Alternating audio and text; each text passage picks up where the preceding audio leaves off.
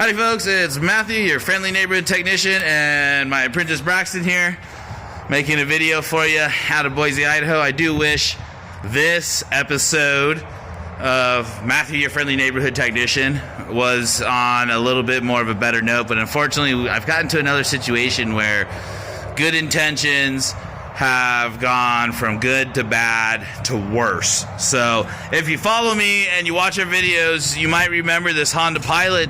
It came in with misfires and needed a diagnosis, had a check engine light on, wasn't running correctly or anything like that. So we went ahead and diagnosed it, found that it had vacuum leaks actually, and used the old method of brake clean around the intake, and was able to justify an intake gasket, valve cover gasket job, stuff like that. So that's originally what we went in to do.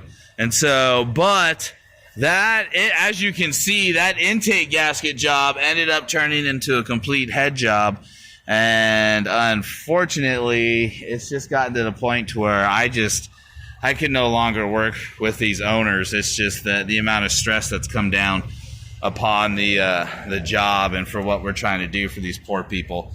I just don't know what to tell you anymore. So, but we do get to a breaking point after, we've been called liars and, everything else, and people have become combative and constantly whined and complained. And, we've had to talk people down multiple times on this job, and it's gotten to a point to where honestly these people might as well just cut their losses, get rid of this vehicle, and buy something else. So let me kind of show you what we ended up going through. I'm going to give the camera to Braxton here.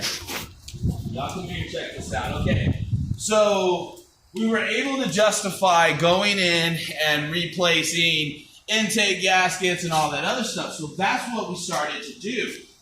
And as I started to do that, I started to realize, wow, there's a lot of things on here that aren't right. So part of replacing an intake gasket on these Honda 3.5 liters calls for you to remove what's called a runner, intake plate, whatever you want to call it. That's what it is. So I removed that, and immediately we were able to see where and why we were registering vacuum leaks, because you can see there, those of you that know what you're looking at, that's called a pinch. So let me get some light on there for you. So you see that spot there, that's a pinch. And so keeping that in mind, you look here, there's another pinch here, there's a pinch there, here's a pinch here, there's a pinch, there's a pinch right there, let's see. Yep, so that, I'm looking at this, I'm like, wow, somebody installed this incorrectly and pinched the heck out of the gaskets. Well, then obviously the next thing I noticed was on this intake, somebody had replaced these bolts. Now, if you follow my channel, you know that we work on these Honda 3.5 liters all the time. And in 20 years of service, I've never seen these bolts removed or replaced. And that is because anybody that services this intake knows that these are assembly bolts. That's all they are assembly bolts. And in order to remove this intake from the engine, you do not have to remove any of these bolts at all. So that really is, my theory is, why are these replaced and like this? My theory is somebody didn't know what they were doing, so they went in and they removed these bolts and replaced them. So I automatically kind of question the integrity of the intake anyways. So then we started to move forward with the job and started realizing that all the gaskets surrounding the intake were completely wrong. And that would be the gaskets, if you can see here. Now you see here, you've got indication of a paper gasket. Paper gaskets do not go in between here. Steel gaskets go in between here. So we found the wrong gaskets for the intake and all that other stuff. And so at that point, we really began to question. I'm going to go get a light. I'll be right back. We really began to question what's going on with this vehicle, and what's the situation. And that's when it started to be revealed to us that somebody else had already, I mean, obviously we realized it, but it was finally revealed to us that somebody else had been in here and had done a complete valve job, cylinder head job. And at that point, that's when I realized everything had been done completely wrong. The wrong gaskets had been installed. Things had not been torqued right or correctly. And then I noticed something that, again, I've never seen in 20 years. And that's, we were going over this with a fine-tooth comb, and we noticed, if you look here, that is RTV black silicone. Somebody, and you can see it here on the cam cap assembly and the valve assembly and all that. You can see it here. Look at that galley right there. Can you see that oil galley right there? Look at that.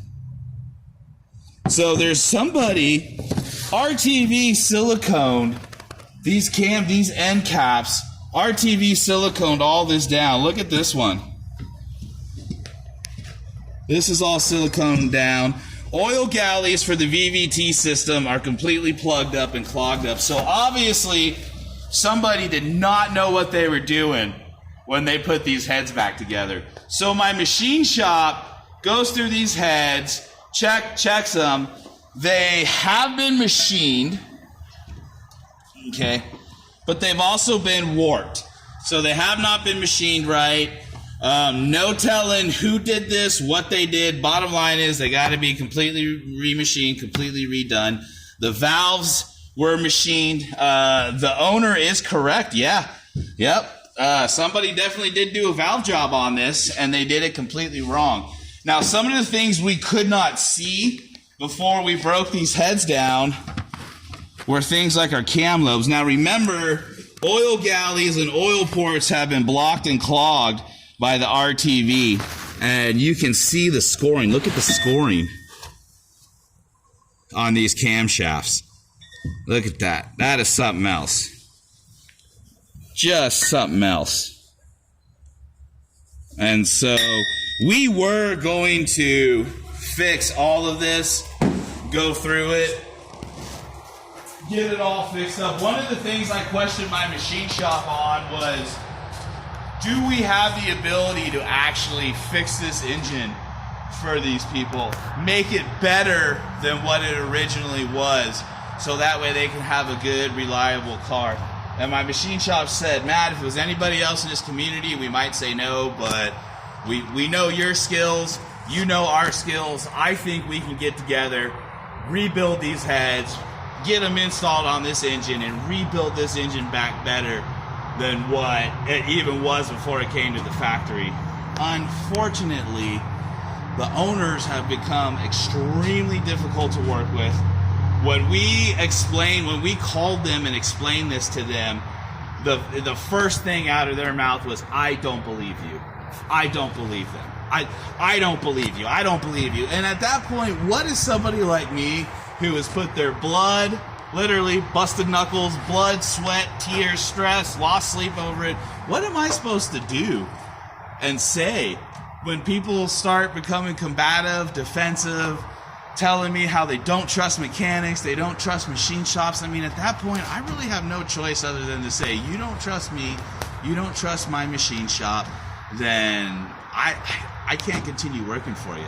So it's been real difficult. It's been the first customer since I've been here in this amazing shop that I've really had difficulty with. And so I'll be honest with you, I don't take any glory in any of this. This is not good. The ones that don't work out for the best are always the ones that stick with me the most. You know, I've got 1, 2, 3, 4, 5, 6, 7, 8, 9. I've got 10 other customers in shop, and they all love me. They're all happy. But this one, it's always the one that doesn't work out that sticks with you the most. And so, and you know, I'm not perfect. When I was basically called a liar, and my machine shop was basically called a liar, I pretty much lost it at that point. Raised my voice, kind of yelled a little bit, and said, you know what, I'm done.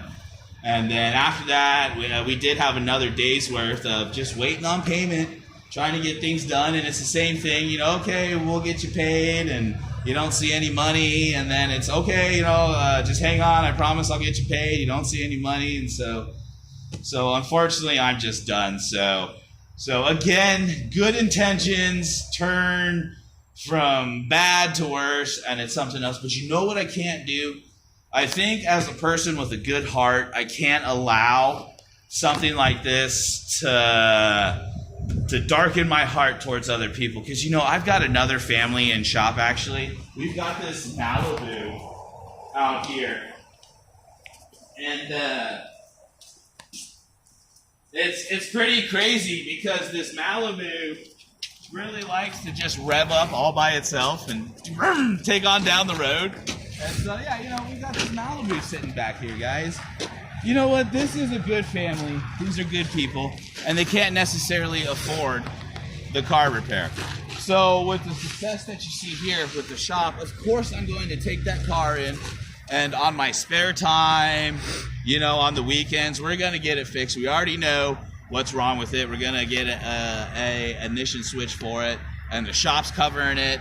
With the way you guys support me and the success we have that ability to give back. But when people bite the hand that helps them over and over and over again, you just can't help that type of person. So anyways, folks, so that's how things are going. Other than that, things are just rocking along. We're getting ready to deliver this Cadillac that we just finished a pretty good job on. The Toyota Avalon is just about done. That's the one that we did the timing, the suspension, you name it.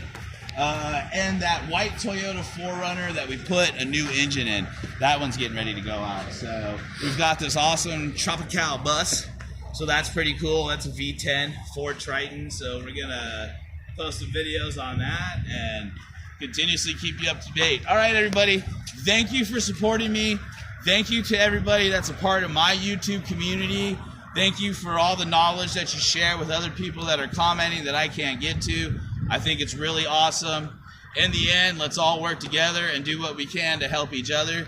This is Matthew, your friendly neighborhood technician, and my apprentice Braxton. We are signing off, guys.